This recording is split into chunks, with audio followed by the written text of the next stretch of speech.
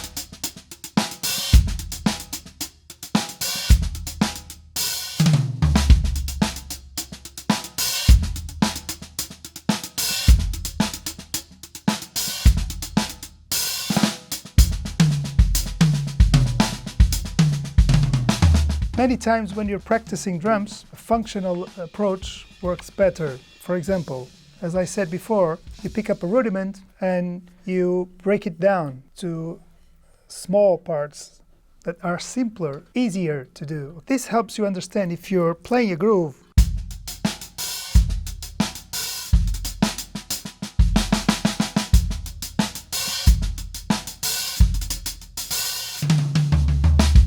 If you play small parts of the groove, it makes it easier for you to understand that your variations should feel like the groove and not like a different thing. Of course, there are exceptions for everything, okay? This is a general approach, but most of the times, if you play a straight pattern, it's really nice to keep some of the idea of this pattern on your variations. This will help you connect with all musicians in the band.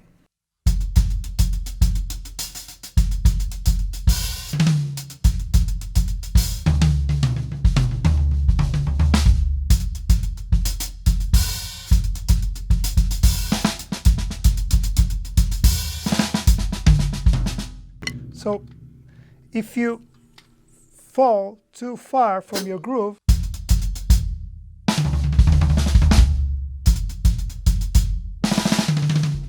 it makes your job a little bit more difficult, okay?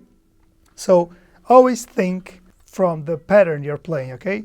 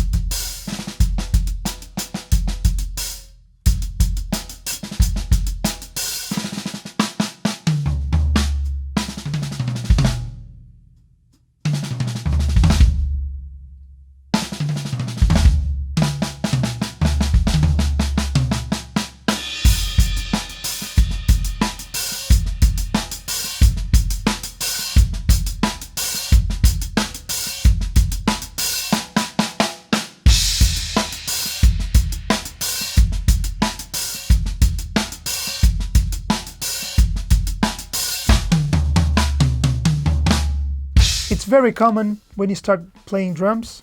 Even when you play drums for a long time, it can happen. You think variations or fills or licks outside of the patterns. Patterns correspond to melodies in songs or structures. If you play a groove in a song and your variation is very different from your groove, sometimes it can be a problem. So what I teach to my students is think about your pattern, try to build your variation or lick or groove from the pattern. The pattern sometimes has everything you need to do a nice fill. Many students ask me, teach me some fills. I never remember any fill when I'm practicing, when I'm rehearsing. I tend to forget fills for the drum. I don't know what to do. I don't know what to play when I'm doing a fill on a song. I believe it's easier than you think. Start always with a pattern. A pattern has many ideas for you. If you build your variation or your fill from the pattern, I can tell you it will always sound good, and it's a very good way to build a different subdivision. Where do you practice? When do you practice? How long do you practice? All these things have to do with your goals. If you want to play for longer periods of time, you need to practice for longer periods of time. If you want to have access to many different languages, you should listen to lots of songs. When do you have free time? Some students, many students say, oh, I don't have any free time. Oh, this week I haven't practiced because I didn't have any time. We have many time. 10 minutes are great for many things on drums. So just pick up a pair of drumsticks, pick up a pad, and practice when you watch TV, watch a movie, you have a sip of coffee, you have a tea, whatever. When you're sitting on the bus stop, practice in your head. Listen to songs when you're driving. On my first episode, I spoke about reading books. Some of them aren't even drumming books, okay? There's a great book by James Clear, Atomic Habits. Check that book out. There's a nice idea by James there about habit stacking. If you stack one habit to another, it will help you a lot. We've been doing this for many years, some of us drummers. We try to practice when we have free time. We try to practice when we're having gigs and we have 2 hours. We're free for 2 hours or 1 hour or half an hour. Practice. It's free time. All free time is good to practice. But practice what you want to achieve. Your time is valuable because you may practice something for 5 years and use it only once. That's okay. The thing is that natural? Do you feel the best when you're playing that? The best thing you can do is to play happy. Everybody likes that. A nice, simple, honest drummer. But work on that. You need to work. You can always improve. I just shared some ideas with you of some grooves. You can do thousands of them. Try to accomplish a certain linearity, okay? Try to accomplish some logic between what you do, even when you're phrasing on a solo, on a groove. On my opinion, it should be connected. What do you think? How much space do you think there is to build something completely different in a song when you're playing a groove and you do a small variation or a fill? Can it be so far from the groove? Maybe it can, but is that very easy to achieve? Is that common? Most of the times we tend to forget that. Please comment below. Please subscribe my YouTube channel. Please share your ideas with me. Leave your comments below. This is all about that. Sharing, commenting, discussing, and improving. Thank you very much. Thank you for being here with me. See you soon.